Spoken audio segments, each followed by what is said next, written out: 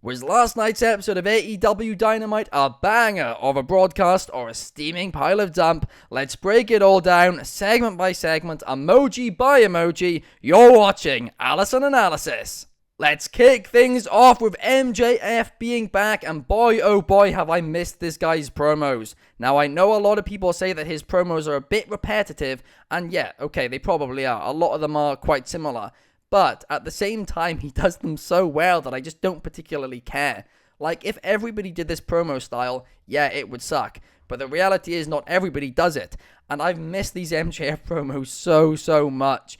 It really was one of the best parts of AEW Dynamite, and now he's back. I cannot wait to hear him on the mic every week, and it seems, well, it doesn't just seem, it definitely is, the direction going forward is him versus Roosh, and I'm excited to see their match. I'm happy that Roosh is going to get in the spotlight from MJF, because he deserves it. Now, I do have one slight issue with this, and if this match doesn't happen at Forbidden Door, then I don't even have an issue with it, right? But if this does happen at Forbidden Door, which is kind of what I fear, this isn't Forbidden Door, right? Because there's nothing forbidden about this door. It's meant to be AEW, New Japan, and CMLL. In reality, it's AEW, ex-New Japan Pro Wrestling guys who are now in AEW, and ex-CMLL guys who are in AEW, right? Especially on the men's side. On the women's side, it's not as bad. You've got Mina Shirakawa and Stephanie, right? So you've got CMLL and New Japan Pro Wrestling, well, Stardom competitors there. But on the men's side, it really does get me worried. It doesn't feel forbidden at all. In fact, the only thing which feels forbidden right now is the Forbidden Door itself. But back to the actual MJF promo itself, it can take my money. It was a lot of fun, right? But yeah, it's great to see him back on Dynamite. Up next, we had a fatal four-way between Orange Cassidy, Rey Fenix, Kyle O'Reilly, and Jay Lethal. And this was one of those just classic, vintage AEW Dynamite matches where, there's not necessarily, a story, but there's a lot at stake. There's a reason why they're fighting, and it's a little bit messy, but it's a whole lot of fun. This fatal four-way was great. Rey Fenix got the win. Phoenix Ospreay next week. Inject that into my veins, please. I mean, I'll actually give this a subtle round of applause because it was just so fun. And I feel like the last couple of weeks, well, mainly last week, Dynamite was kind of just missing some of, the old vintage fun stuff that they did, where it was a bit chaotic. You got, those old people online complaining about it, but at the end of the day, it's fun and entertaining, and that's what this was, so I loved it. After the match, Trent came out and him and Orange Cassidy had a bit of a stare-off. Orange Cassidy got a chain and all this. They were then in the ring together, and I'm really happy they didn't just forget about this story and Trent is still going after Orange Cassidy. Chris Statlander then came in the ring and she just punched, completely knocked out Orange Cassidy, but then Willow came out. And I'm not always, a big fan of mixed tag matches. I'm really not. But here it makes a lot of sense. Storyline-wise, it doesn't feel random. It feels, natural. So I'm all for this upcoming mixed tag match. Well, I presume it's going to happen. But hey, it's also going to get, a thumbs up for the continuation of this storyline. Up next, we had a qualifier for the upcoming TNT Championship ladder match, and this was between Brian Cage and Mark Briscoe. Now, firstly, I love how this match wasn't announced ahead of time. I love how Christopher Daniels came out and announced it on Dynamite. It makes the show feel a little bit more unpredictable, and I feel like AEW at times lacks that, so I'm really happy about it. Now on to the match itself, and Brian Cage and Mark Briscoe, they really put on a really, fun, enjoyable 10-minute match. Both of these guys, I feel like, are a bit underutilized at times, especially Brian Cage. So to see them get the Dynamite spotlight was great. 10 minutes on Dynamite as well was very fun indeed. Mark Briscoe gets the win. Yeah, I thoroughly enjoyed this, and it gets a subtle round of applause from me. The Acclaim then came out to cut their weekly rap, or rap their weekly rap, however you say it, I don't know. I'm clearly not down with the kids, but thankfully the Young Bucks turned face, and they announced that this was now cancelled, so they put everybody out of their misery. This was decent, this was fine, it advanced the storyline. Young Bucks Acclaimed, I think it could be a lot of fun.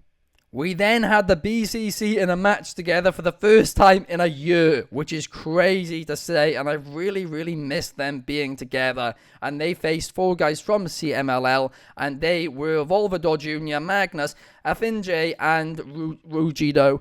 I'm so sorry, I botched these names last night on the podcast. Clark then told me how to say them properly. He did a great job at saying them properly, and now I botched them again.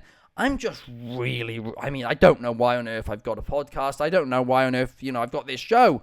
I can't pronounce anything. My pronunciation's all over the place. At least I said pronunciation correctly today. On the podcast last night, I mispronounced pronunciation when I was trying to explain the fact that I had mispronounced. I failed it again, guys. It's all over the shop. But what did not fail was this match. The BCC are awesome as always. Great to see them back together. And yeah, the match was a lot of fun. In fact, it'll get a sort of round of applause from me purely because I miss seeing them together. It was fun. Like I said, Dynamite needs more fun. Last week, it kind of lacked that a little bit. This week, the fun is back, and I'm happy about that. Up next, I have to talk about Toni Storm's commentary work because she was on commentary for Mariah May versus Saraya, which I'll get into in just a second. But Toni Storm on commentary, I mean, she can take my money. She is just so funny. Like, just all the innuendos and all of that. It's just the small details. Toni Storm is, like, so good at it. It's hilarious. It makes the show. It truly does for me. It's so consistent as well. Every week, it's still funny. It's not getting old, and that's quite difficult to do. Now, on to Saraya versus Mariah May. Firstly, why does it say the Outcasts on Saraya's Titantron still? I haven't noticed that before, but that's so dumb. Come on, guys. Redesign her. Get her a new Titantron. I'll do it for you guys. I'll put my graphic design skills to the test. I'm getting a degree in a couple of weeks. I'll do it for you guys, right? I'll make a Titantron for her if that's what it's going to take. But, hey, I mean, the match itself, it's going to get a thumbs up from me. It was actually, I think, one of the better Saraya matches since she arrived in AEW. Now, I'm just going to say it. Saraya's AEW run, it's been really disappointing, right? When she arrived, everybody had these big hopes that she was going to change the women's division, that she was going to make the AEW women's division the best women's division in professional wrestling. But let's be realistic here. Her run has just completely flopped. Part of that is the booking, right? That's a large part. But also, she's just not looked as good in the ring as she previously has done. She's not been as good on the mic as she previously has done. I mean, maybe that's the writers, okay? That might not even be her. That might be she's getting rubbish material to work with. The Outcast story obviously failed. But the match last night, she looked great in. It was the best I think she's looked in AEW, or at least one of the best. But, I mean, I've been just really disappointed because I am such a big fan of her. I really am. Her run in WWE as Paige, I thought she was tremendous. I don't think she gets the credit she deserves for really starting the women's evolution. And, yeah, it's kind of sad to see that things just haven't worked out for her in AEW. Hopefully it's uphill from here, right? Hopefully I'm talking too soon. Hopefully she does come back in and has a phenomenal year from here on out.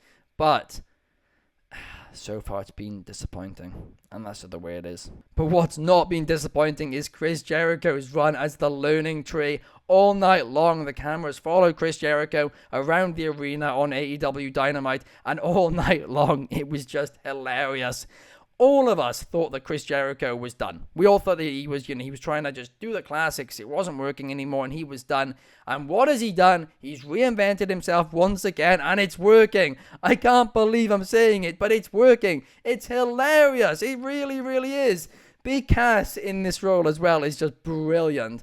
I mean, I'm still a little bit confused about Brian Keith being in it, but hey, I'm still enjoying it. I really am. Him going around trying to critique everyone, give everyone advice, it was just gold. So he deserves a subtle round of applause off me. And hey, Chris Jericho, you've done it again.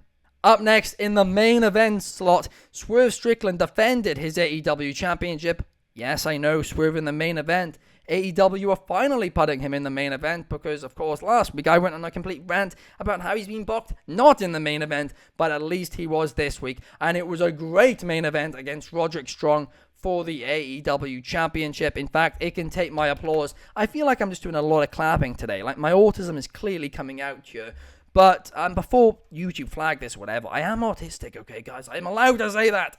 But, yeah, Swerve versus Roderick Strong was a lot of fun. It was a great main event match, and I'm happy Swerve is getting that the main event opportunities because, hey, he's the AEW champion. He's meant to be getting those main event opportunities. In fact, he's meant to be, giving other people the main event opportunities when he's in the main event. But anyway, doesn't matter. Really fun contest to end AEW Dynamite, and that does confirm that Roderick Strong will be facing Will Ospreay.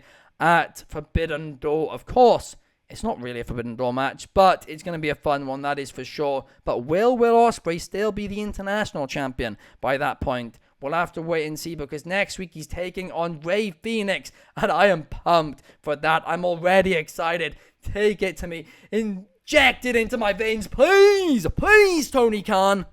Bucko of the year in many people's eyes. I mean, I don't know if he is, but hey. Anyway, overall, last night's episode of Dynamite was a lot of fun.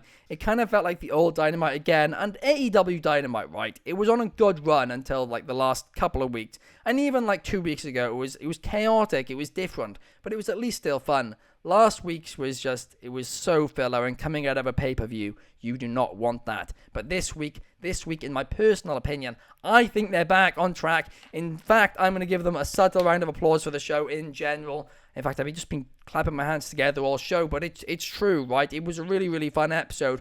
I've got really nothing bad to say about it, in fact. So, hey, I mean, that's a good thing. And also something which I didn't touch upon, which I will really quickly touch upon, is the Toni Storm, Mariah May, and Mina Shirakawa. I'm sorry, guys. I'm just so bad at pronunciation. I'm so sorry.